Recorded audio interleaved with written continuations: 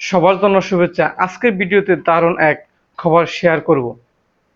জাতীয় প্রাথমিক শিক্ষা অধিদপ্তর দিয়েছে নতুন নিয়োগ বিজ্ঞপ্তি। হ্যাঁ, ঠিকই শুনেছে, 61 সহ 69 জন প্রধান শিক্ষক নিয়োগ দেওয়া হবে। আপনি যদি শিক্ষক হতে চান, এটাই আপনার সোনালী সুযোগ। বিজ্ঞপ্তি প্রকাশিত হয়েছে 31 আগস্ট 2025 তারিখে। আবেদন শুরু হবে 21 সেপ্টেম্বর দুপুর 12টা থেকে এবং শেষ হবে 20 অক্টোবর সন্ধ্যা 6টায়।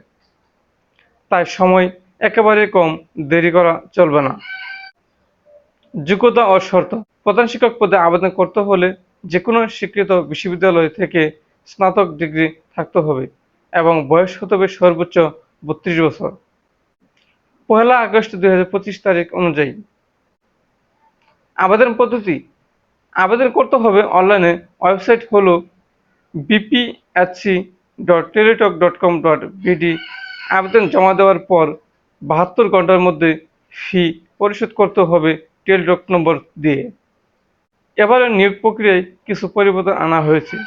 93% আসন পূরণ হবে মেধা দিয়ে, আর 7% আসন থাকবে কোটার আওতায়। আগের মহিলা ও ওয়ার্ড কোটা আর থাকবে না।